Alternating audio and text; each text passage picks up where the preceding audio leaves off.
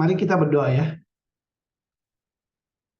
Bapa di dalam surga, kami bersyukur dan berterima kasih Tuhan. Di dalam pagi hari ini kami boleh datang kembali bersama-sama teman-teman di Zoom ini untuk memuji Tuhan, untuk juga mendengarkan perenungan dan berdoa untuk kepada Engkau Tuhan. Pada pagi hari ini kami menyerahkan setiap kami yang di sini, para GKM dan caregiver, dan hamba juga supaya kami semua diberkati. Berkati perenungan firman Tuhan pada pagi hari ini, semoga memberkati, menguatkan kami semua juga Tuhan. Dan juga memberkati setiap pergumulan kami dengan GKM, supaya Tuhan terus tolong kami di dalam keterbatasan kami boleh terus bertumbuh, maju, dan memuliakan nama-Mu Tuhan. Di dalam nama Tuhan Yesus kami berdoa dan syukur. Amin.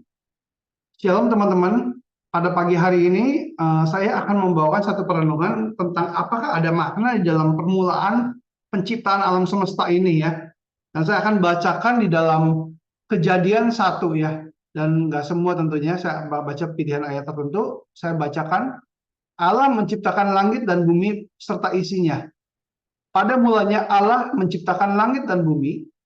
Bumi belum berbentuk dan kosong, gelap gulita menutupi samudera raya, dan roh Allah melayang-layang di atas permukaan air. Berfirmanlah Allah, jadilah terang, lalu terang itu jadi. Allah melihat bahwa terang itu baik, lalu dipisahkannya terang itu dari gelap, dan Allah menamai terang itu siang, dan gelap itu malam. Jadilah petang, dan jadilah pagi, itulah hari pertama. Saya langsung baca ayat ke-26. Berfirmanlah Allah, baiklah kita menjadikan manusia menurut gambar dan rupa kita, supaya mereka berkuasa atas ikan-ikan di laut dan burung-burung di udara dan atas ternak dan atas seluruh bumi dan atas segala binatang melata yang merayap di bumi. Maka Allah menciptakan manusia itu menurut gambarnya. Menurut gambar Allah diciptakan dia, laki-laki dan perempuan diciptakannya mereka. Allah memberkati mereka. Lalu Allah berfirman kepada mereka, beranak cuculah dan bertambah banyak, penuhilah bumi dan taklukkanlah itu, berkuasa atas ikan-ikan di laut dan burung-burung di udara dan atas segalanya, ya gitu ya. Kemudian kalau kita baca ya dari kitab Kejadian ini ya, kita tahu bahwa kitab Kejadian adalah kitab pertama dalam Alkitab, dan ini menjadi dasar seluruh kitab-kitab lainnya. Karena peristiwa dimulai dari penciptaan. Ada Tuhan memulai dulu gitu ya. Kalau kitab Kejadian mulai dari kitab Keluaran, tentu bingung, betul nggak? Kan orang jadi bingung kenapa jadi mulai dari bangsa Israel di Mesir, Musa diambil dari air, terus jadi ceritanya nggak ada awalnya gitu. Tapi kitab Kejadian itu Alkitab dimulai dari kitab Kejadian, dan kitab Kejadian itu adalah kitab yang bersifat historis, bukan mitos dan kejadian yang nyata, fakta. Bahkan Perjanjian Baru pun banyak mengutip kitab Kejadian. Yesus sendiri juga mengutip kitab Kejadian. Jadi Yesus, kita kalau percaya Tuhan Yesus, maka kita juga bahwa ini mengkonfirmasikan bahwa kitab Kejadian itu satu fakta. Dikatakan bahwa pada mulanya Allah menciptakan langit dan bumi. Ini kalimat dahsyat sekali. Karena ada awalnya. Tuhan menciptakan langit dan bumi. Ada creator, pencipta, dan ada creation, ada ciptaan. Allah sebagai subjek, Allah menciptakan langit dan bumi. Dalam bahasa Ibrani itu, Allah subjeknya itu katanya jamak. Tapi kata kerjanya itu adalah kata singular, tunggal.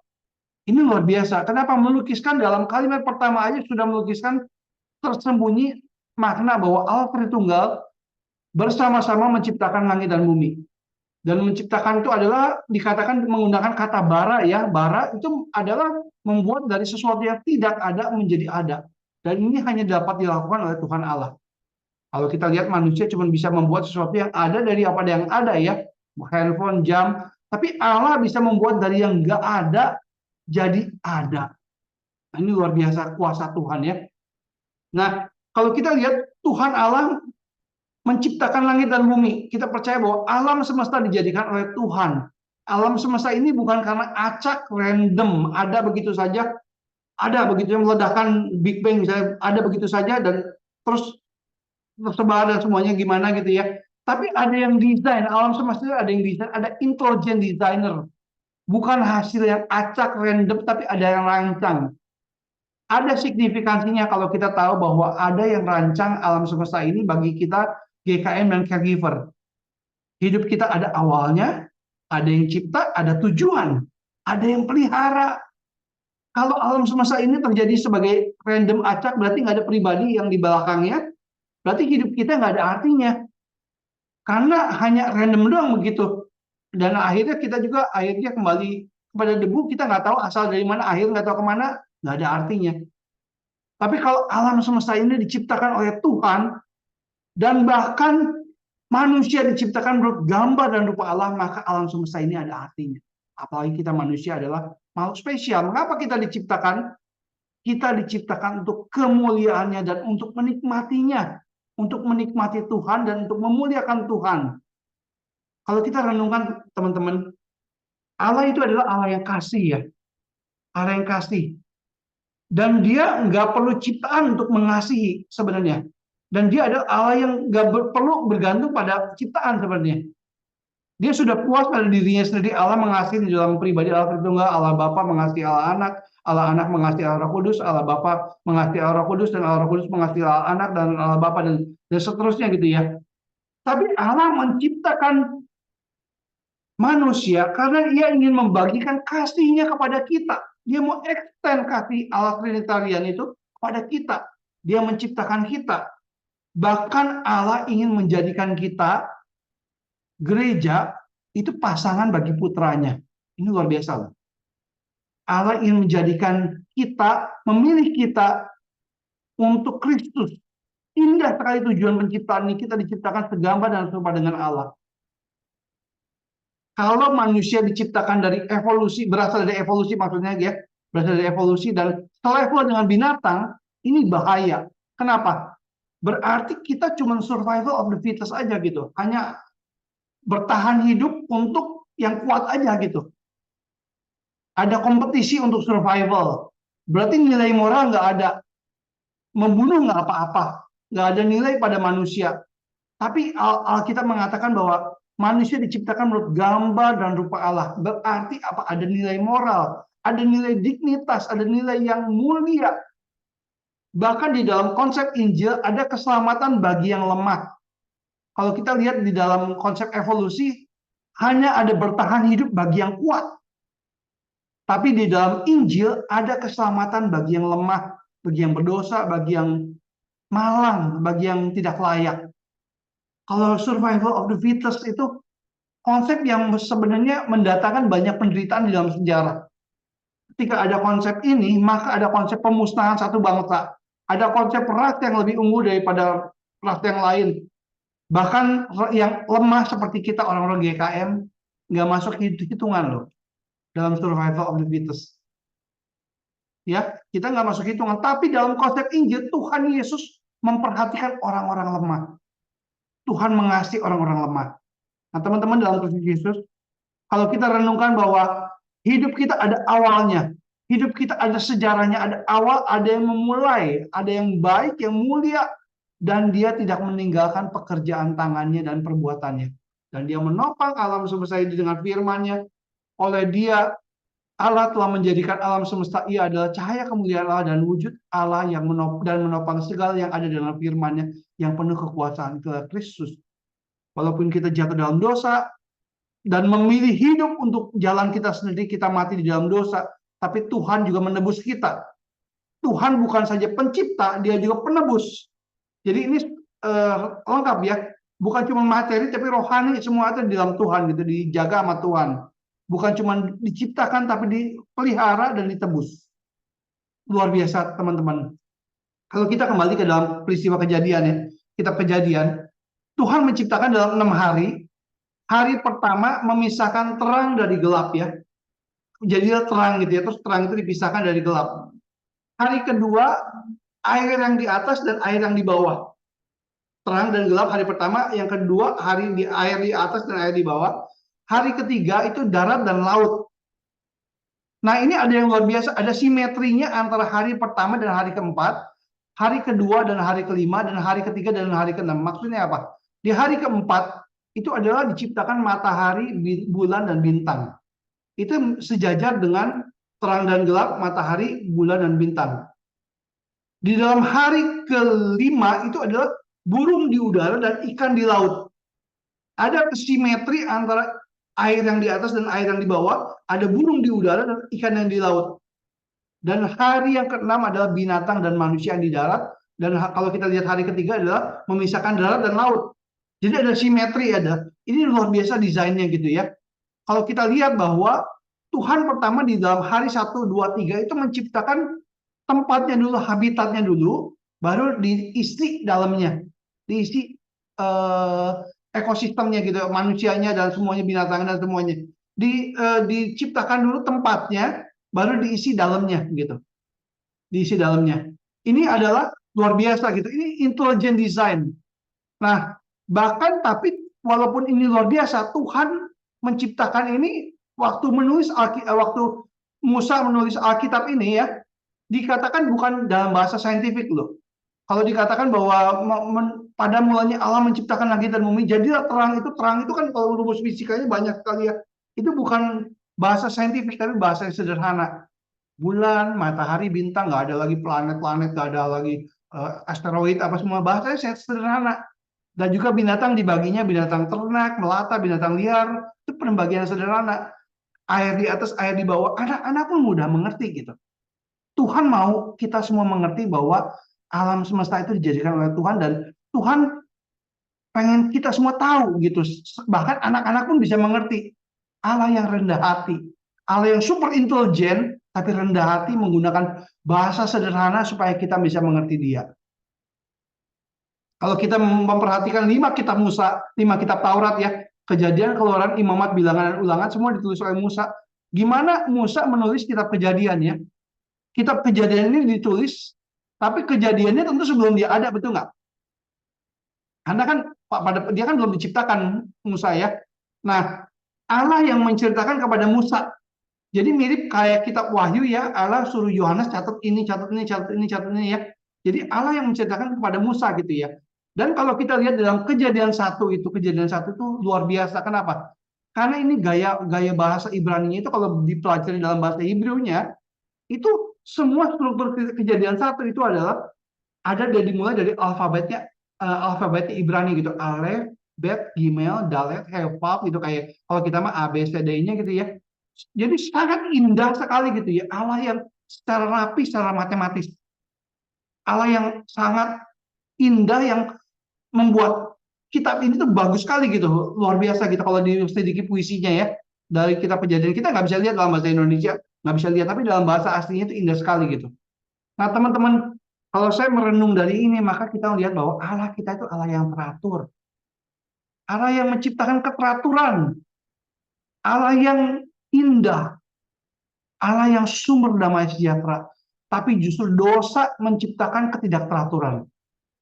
Teman-teman dalam Kristus, kita GKM ya. Seringkali kan kalau orang yang bergumul dengan GKM itu pikiran, perasaan, dan tingkah laku kita itu bisa chaotic ya, bisa kacau. Pikiran bisa kacau, nggak teratur. Tapi ciptaan Allah pada mulanya nggak begitu loh. Semua itu teratur. Semua itu teratur, ada batasan, ada terang, ada gelap, ada siang, ada malam, ada langit, ada lautan, ada daratan, ada lautan, ada batasan, ada garisnya, ada perbedaan gitu. Ada batasan, ada semua perbedaan. Tuhan memandang semuanya itu baik, baik adanya. Dan baik itu adalah dikatakan dalam bahasa Ibrani-nya indah. Indah. Semua itu baik, sungguh sangat baik gitu ya ketika menciptakan manusia.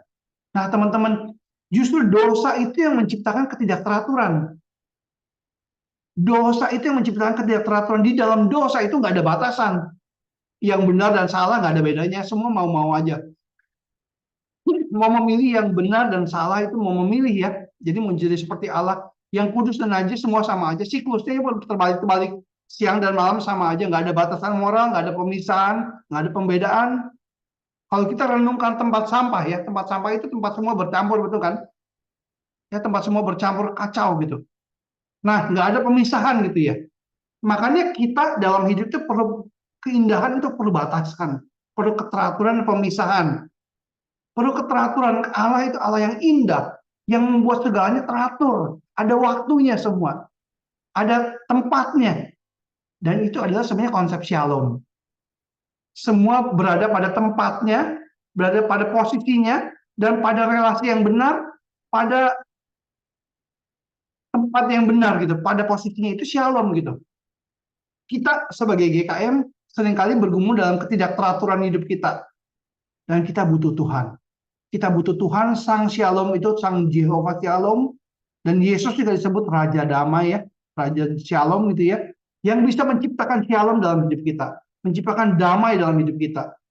Teman-teman dalam Kristus Yesus, dosa itu menciptakan gak teratur, dan puji Tuhan, Allah itu adalah Allah yang Sang Shalom, yang bisa menciptakan harmonis.